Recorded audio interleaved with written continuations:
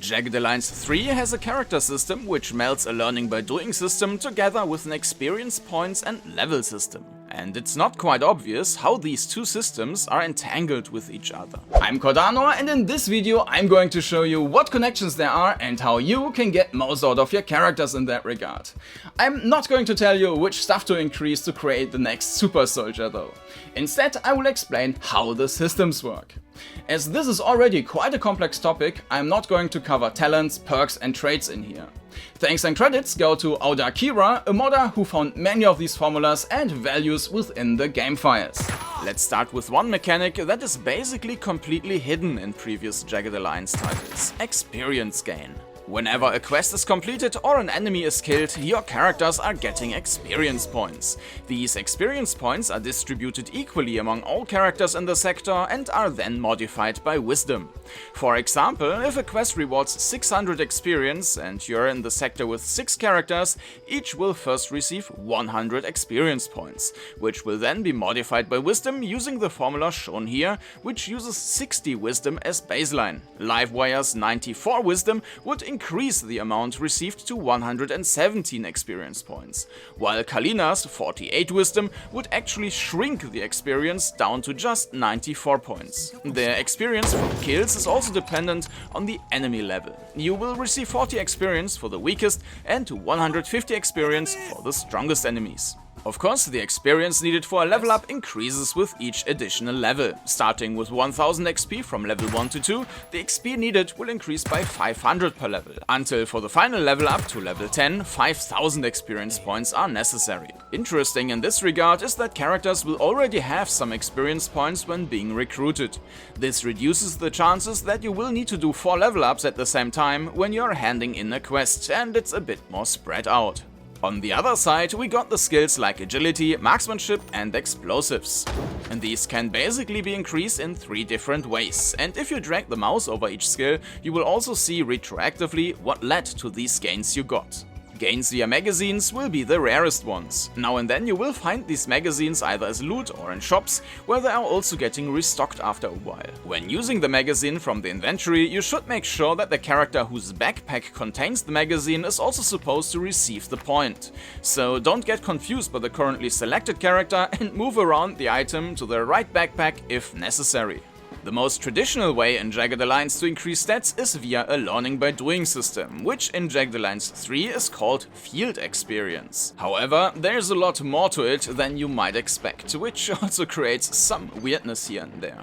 Generally, gains in skills can be triggered by various ways, which you can see in this list compiled by Audakira. In several cases, you can see a once per map. This means, for example, that disarming mines will only trigger one single chance to receive a skill gain per map, which also applies for all characters. The same applies to finding medicine. Even if you don't get a gain, you will not get another chance for the rest of the map. That is, unless you leave and re-enter it, or you just save and reload the game. Whether you will actually get a skill gain by that trigger is also down to chance, and the higher the skill, the lower the chance. The game will roll a random number between 31 and 130 basically, and if that number is higher than the character's skill, he or she will get a skill increase, provided that there hasn't been any recent gain. Any gain via field experience will have a cooldown for that skill, which will last between 24 and 60 hours. And so far, that's probably about what you expected. But on top of that, there's also a limitation on how many gains each character can receive. There is a buffer for field experience gains in the background, and only when the character's buffer still got points left, he or she can basically convert a buffer point into an actual skill gain. Gains via magazines mentioned before and gains via the teaching system are not touching the buffer. However, once the buffer is empty, the character is not going to receive any more gains via field experience, no matter how hard he or she tries. How can this buffer be filled up again? This happens whenever the character receives experience points and goes over certain thresholds. Every level is split into 5 sub-levels. Here you can see the list again, showing the XP for each level. So as you need 1000 XP from level 1 to 2, you get 1 additional buffer point for each 5th of that, which is 200 experience points. At level 9 going to level 10, you need 1000 experience to receive 1 additional buffer point.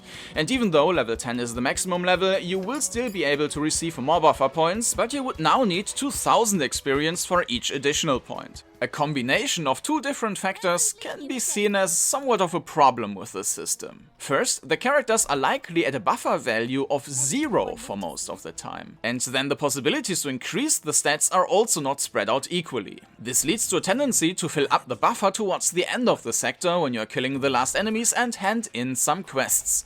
The buffer will then be emptied again when you travel and start exploring the next zone, discovering medicine, and as a result, use your buffer points to increase wisdom.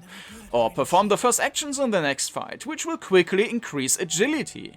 Increasing other stats is possible, of course, but the chances are much lower. Since wisdom and agility are certainly two of the most important stats in the game, it doesn't feel like a big deal, but if you are wondering why mostly these two stats increase, then you now know why. And, by the way, these additional mini-tasks, which sometimes show up in the top right corner during combat, can also reward the character with a chance of a skill gain. However, it also uses the field experience buffer, so in case there is something in the buffer and you do get a skill increase, that increase isn't as much of a reward as you might think. If you didn't get it that way, you would have gotten the skill increase a bit later anyways by a different activity. As mentioned, the buffer is empty most of the time. Lastly, we get to the third way to increase skills, and that is via training operations.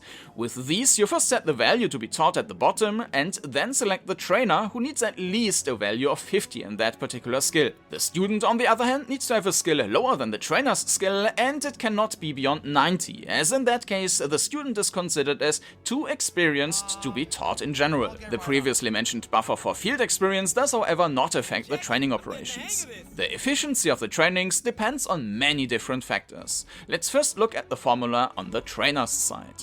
The skill which will be trained is first modified by the leadership value, and then a minimum training volume of 25 points is added on top of that.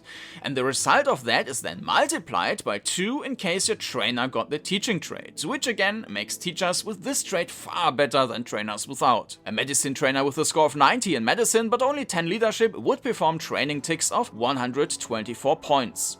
That is as much as someone with only 60 in medicine but 65 leadership, assuming of course that the student has below 60 in the skill to be trained. If the leader got 90 in medicine and 90 in leadership, the ticks would be at 196 points, and of course you can just double each value in case the trainer got the teaching trait. The value for these ticks then accumulate on the student. Depending on the stats of the student, however, the student needs to gather extremely different total values for a skill gain.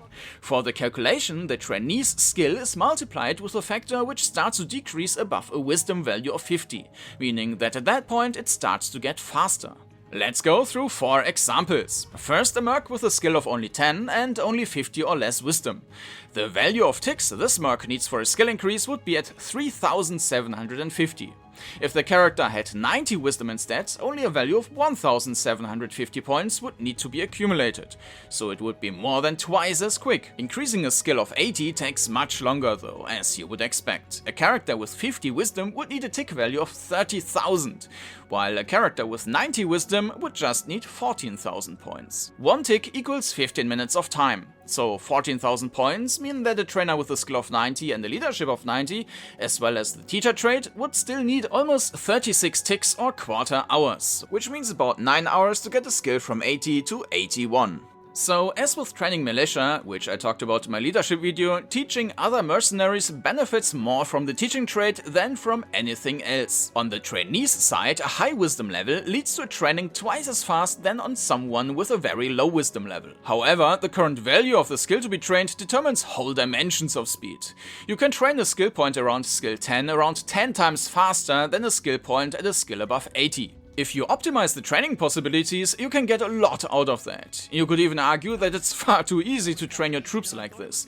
If you recruit cheaper characters with a lot of wisdom at the start of the game and get a good trainer at the same time, or create one, you can turn these cheap characters into cheap super soldiers within just a few training sessions, which even more expensive mercenaries won't be able to match later in the game. This is also possible because increases in skills through training operations are not connected at all to the levels of the mercenaries, which in turn would trigger higher salaries. Whether or not you want to use this option is of course up to you. Keep in mind, you also need to correctly plan with the money, and that a good trainer with a lot of leadership can not just train better, but also travel faster, which saves a lot of time you can spend on training. More about leadership in my video on that topic. This video was put together with the game version 1.03, but if anything changes in regards to the mechanics, I will create a sticky post in the comments listing the updates. Thanks again to the modder Audakira, who brought a lot of this info to light. She also created a mod called Training That Sparks Joy, which changes some of the mechanics and makes them more balanced. You can find this one in the Steam workshop.